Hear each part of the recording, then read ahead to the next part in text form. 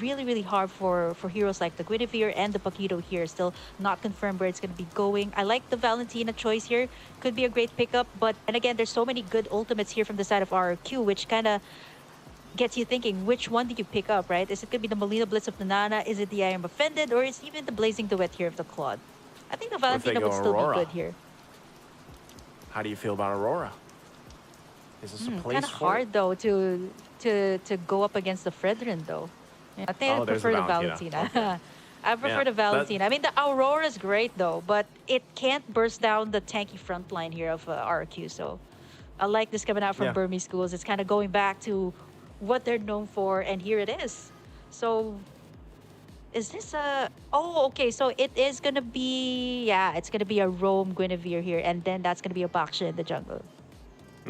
Yep, and that's what I'm saying. Like, when that was locked in the first time, like, there was the flex available, right? And they kind of left that open because the rock was taken out, so they kind of adjust from there. They pick up the Baksha, you know, just assuming, you know, we might as well fight utility for utility in the jungle and kind of try to win some of those objective fights, those dances. The Minotaur is going to be locked in once again.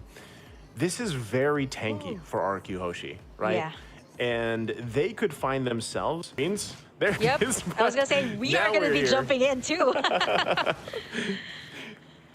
So game 2 already early action as well. But yeah, anything standing out of the ordinary here for you, Kim? Look at the emblems. Nothing too out of the ordinary here, I would say. The spells, though, you got the Purify from the Bruto. Again, that's going to be crucial, too, especially since RQ has all of these setups, right? You got the Minoan's Rage from... Minoan's Fury, rather, from Brusco. You also got Banana's I Am Offended. Not to mention the Blazing Duet, too, from the Claude. It's not going to be easy for Stitch, though, but I think if they go the route here of being aggressive early on, which is kind of what they're doing right now here up against RQ Hoshi. Oh, yeah, already. Saksa going to take some damage, but again... These are, you know, very tanky heroes that don't have a ton of damage right now, so no one going to go down. Still a lot of CC potential, though. Brusco should be fine as well. And one thing that's great about the Minotaur, especially later on when he kind of rushes that Flask of the Oasis, it is tough to deal with, but hold on. Brusco could be the one in trouble as he's going to go down to first blood. Now Arad in trouble as well. 2 kills now for Burmese Ghouls. Exactly what they need here in game 2, Kim. Yeah, level 4-2 gonna be attained here by the Valentina in just a bit. I like how they picked this up too compared to the Aurora that you kind of mentioned, which is also still good. But the Valentina can scale up really well, care of her passive, right? Like she can scale up to level 4 right before a major objective like the Turtle, which is really good, right? You need all of these great ultimates to pick up. Right now, it's all up to Nico whether you want to pick up that Minotaur's ultimate or whether even if you want to go for Octa's ultimate here would be great. Burmese School started out real strong. Now they're looking to take in this first Turtle game, and so far RRQ after that those first 2 pickoffs, actually, they're kind of having a hard time here. They knew he was there. Brusco once again going to be the focus. They forget the Turtle for now. They want to get the kills here. The pull comes through. Irad could be in trouble, but look at the response. Now Blink has to get out of there. He's the one to fall from Octa. Now still going to be fighting it out for more. Irad the one to fall, still bloodied here. 1 HP. Banana trying to get away, but it's Nico that falls. It's a double for Saksa. But RQ gets on the board. But now they still might try to stop Burmese Ghouls from getting this Turtle if they can. Brusco not having that level 4 just yet. Take a look at the replay. They might be able to just get that Turtle. Keep an eye on that. It looks like they do, but this was a great play here from both teams. I mean, a lot of response back and forth, but yeah, the Turtle is taken here by Burmese Ghouls. Yeah, I like the clap back there of RRQ. They kind of like, okay, you know what? Burmese Schools is going full aggressive. They actually went in for the full aggression too. Brusco actually flickered out there. What's really hard here too for the side of Burmese Schools is like the tanky front line. Like we're starting to see the damage coming out from the Nana, which we'll see even more later on. Like 2 kills already for Octa here, which is kind of something that Burmese Schools have to watch out for, especially in these clashes. Even here on the top side, we have to check the laning phase here of Stitch and Skylar, and so far Skylar has been doing well up against this Bruno as compared to earlier. Like a lot of poke here coming out from both of our marksmans. Yeah, he's got to be careful here though. I saw Saksa rolling in, still hungry for it though. They should be able to protect him. Good rotation and response from RQ. right now. Also, the fact that I don't know if they still want to put the pressure here, but like you mentioned, Octa having those 2 kills early on will help him scale up pretty well. He does just have that magic penetration for currently the arcane boots, but he'll still be working around building up. And it looks like BURMESE GHOUL still wants to put the pressure here on the top side. Irad gonna spot Blink out, trying to get a little bit of extra gold here for Stitch, but ultimately resulting in nothing for now. Yeah, you see how BURMESE Ghouls also positioned themselves over on the top side, right? Kind of anticipating that RRQ Hoshi might actually create some pressure here up against Stitch. As long as he's fine, right? As long as he's able to get in his first 2 items, that should be good. Which is actually pretty much what the BURMESE Ghouls has been doing so far here. 4 minutes in, they've been taking all of the turtles, and not to mention, like, I want to point out that Saksa has been getting all of the kills too, which is really good for a Baksha here in the early game. If you think about it, it's not easy, right? To have this Baksha. You got the Nana, you got all of these frontliners, you got the taunt from the Fredrin, so it's not going to be easy to go up against them. But for BURMESE Ghouls, as long as they can keep this up against RRQ, have this early take-ons onto the turtles, winning in all of these clashes, they should be okay. You see Nico actually popping in. Wow. With the Nana, but it's going to be Irad actually stealing it away. Yeah. And Delar still wants more, though. He's the one to flicker in. Now has to continue the fight. Nico jumps in as well, trying to find him back, but on the run, Appraiser's Wrath comes down. Octa flickers in. Delar somehow still alive, but Banana goes in and gets the kill. Still going to be looking for more. They find Blink as well. RRQ able to find 2 kills when really, I mean, BURMESE Ghouls, they didn't have to go for that. Yeah, for the side of BURMESE Ghouls, I think RRQ Hoshi knew that they're going to be aggressive. They kind of answered out to their aggression. Stitch in trouble here? Man, it's not easy. You got all these 3 heroes to add up to the burst that they have. And now, RRQ Hoshi right now, a little bit aggressive, going to the jungle side of the BURMESE Ghouls. Yeah. Okay, Nico not going to be able to connect on his own I'm offended, but Brusco now taking the brunt of the damage. Still, will he be able to get away? He doesn't as Blink gets the kill. So still a lot of back and forth here from both teams. Kim, economically though, it's pretty much even with all the action here, and now it's the 5-5 even across the board. Yeah, if the economy is kind of equal, what you kind of take a look at is, do they have the map control? How's their gold laner doing? And so far for RRQ, this is what they did in the last game, right? Getting in that map control is so vital for them, even though they didn't really win those early game trades up against BURMESE Ghouls. They managed to be able to take in the space. And mind you, this is a Claude you're talking about. Blink, gonna try to go in for Banana here. Oh, he's actually okay. He is not going to be able to get away. Great setup once again. Spatial migration into the Requiem. Able to get a kill now on the bottom side. They're going to focus here. Putting the pressure still. Like you were mentioning, you know, you have to look at who has this kind of advantage, right? And space-wise, yeah, it's RRQ. They've got 2 turrets.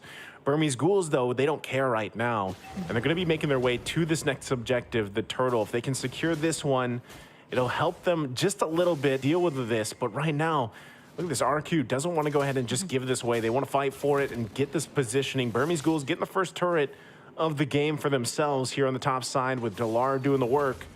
But nothing committing just yet. They're going to back off. Soxa going in with the rest of the team. Nico has the guy offended himself. Goes in right for Brusco. Brusco waiting for the team to come in. Delar goes in. 1-2 punch. Gets the kill.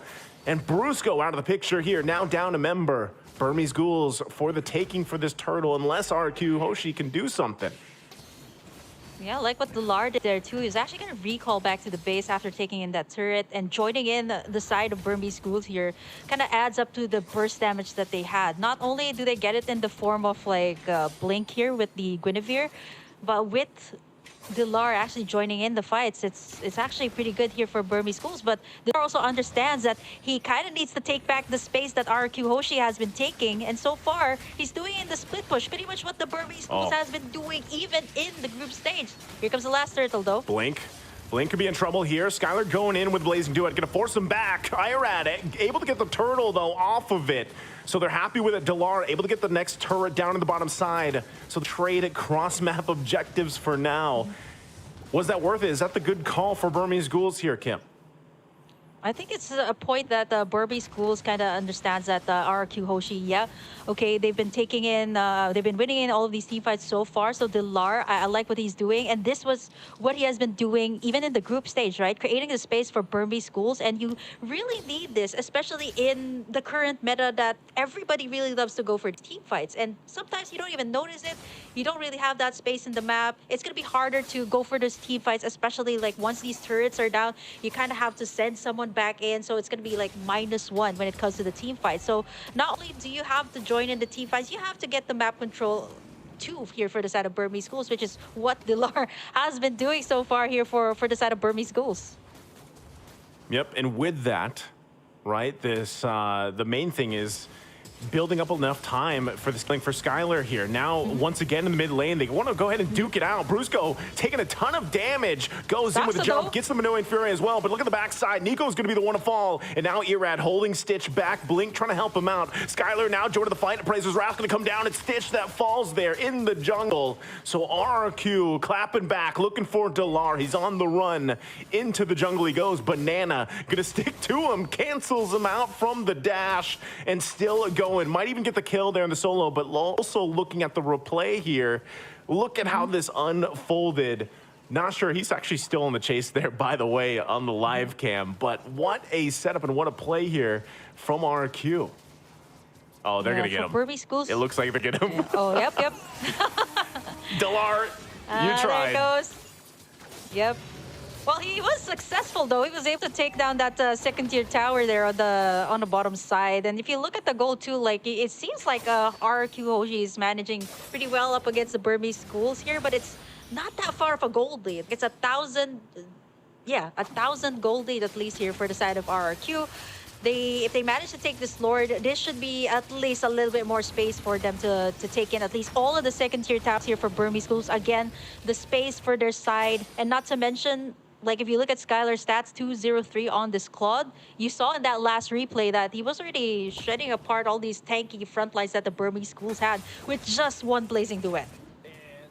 Yeah, and with that, I mean, this is where you want to be. 11 minutes in, you're quite beefy on this Claude here for Skylar, and it's showing, right? A lot of the times, even if Brusco was out there, you know, some people might be like, oh, Brusco, what are you doing? But a lot of the times he's actually able to be a nuisance so much on this Minotaur that he's able to get a lot of resources out, and then Skylar able to shine later on with the setups. And of course, that's just how it's been so far. But now that they're playing around this Lord here, you can see Dilar still putting the pressure on the top side. Yep. He picks up the Malefic Roar.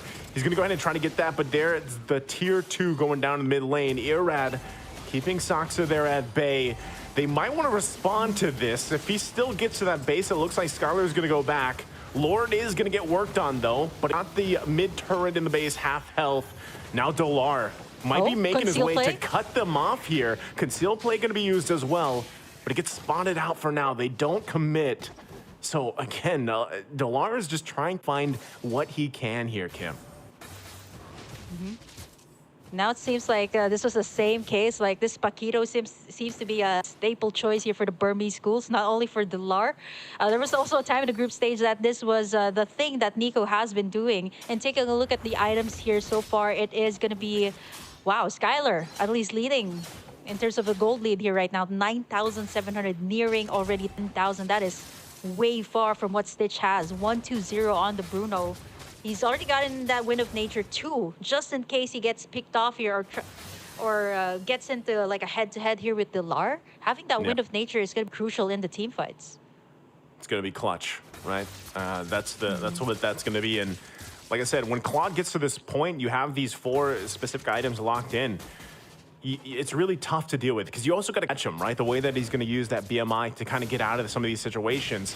Octa picking up a Divine Glaive as well. Minoan Fury with the Flicker combination goes through. Look at him getting whittled down. Sox could be in trouble. There's the knockup though, and he's able to get her out with the BMI. Now Sox is the one to fall into the jungle. Dilar trying to get the punches off here, but he's got to respect the damage. I'm offended, not going to connect. And they might still just pull it back. Still 30 seconds away from this Lord. But RRQ finds a kill. Yeah, the swing of the gold too from 38K for the side of RRQ. Then it swooped all the way up to like a 4,000 gold lead right now just with that one shutdown onto Saksa. Which is exactly why RQ was willing to commit that clash. Like Saxa was right in the middle, Skylar having that insane amount of burst, plus Octa too. So it's not gonna be easy for a Baksha to just roll in when you have the Molina onto him. Actually, if you take a look at the replay, you might actually catch it. He gets in that Minoan sphere from Brusco, and at the same time, it really set things up here for both Octa and Skylar to just free hit him. Now it's gonna be the first enhanced Lord of the game. 14 minutes in, RQ Hoshi gonna be starting it up. Let's see, Burmese Ghouls, do they actually want to try to pull something off? Saxa could come down to it. Nico holding on to that Ruby ultimate once again. RQ knows what's up. Delar also positioning here. They're going to have to go for it. Prazer's Wrath going to come down. Irad able to secure it, though. Gets the Lord. And now Sox left to his own. Will fall into the river. Now Blink in trouble. Gets I'm Offended combination here. Flickers on out. Delar couldn't do anything but watch. And Saxa's the one to fall. RQ ready to make the power play. Oh, I like the attempt there of Saxa to try and steal in with the Lord. Roll in and click that retribution. But I think Burmese Schools kind of was trying to go for maybe possibly a split push. Like if you look at that particular moment when Saxa was going to try to go in, like you see Delar and Stitch gonna try to make a move on that mid lane, but it's a little bit too late now because Enhanced Lord for the side of RRQ, they can take all of the inhibitors here. They don't have a good amount of burst to take down the front line. Yeah. But here comes Irad. Irad gonna get... He's going to get pulled. He has the immortality, but there's the Minion Fury going to be jumped in. Look at the damage, though, coming out from Skylar. Able to get the kill on Saxa. Brusco is the one to fall from Delar, though, so it's a 1-for-1 for now. Can they hold it together? Blink going to be able to jump in. Takes quite a bit of damage himself. The flicker comes through, and he's keeping him at bay. Lord finally going to go down. Nico has to run out of there, buy some time, some space, but he ultimately dies. And they hold on to a sliver of health on this turret for a little bit longer. Delar trying to keep the minion at bay. Banana jumps in, finds the connection, but look at the damage from Delar. The 1-2 punch isn't enough to get the kill, though. And now RQ looking to end the game, looking to end the series here. Can they do it? 3 down for Burmese Ghouls. It looks like they're going to take the disciplined route here, Kim, and back off for now. Yeah, if they overcommit there, they could have been punished there by Stitch, who also has almost all the items that a marksman needs right in the late game. And by this time, like 16 minutes in mid to late game, everybody has what they need to be able to go up against your opponents.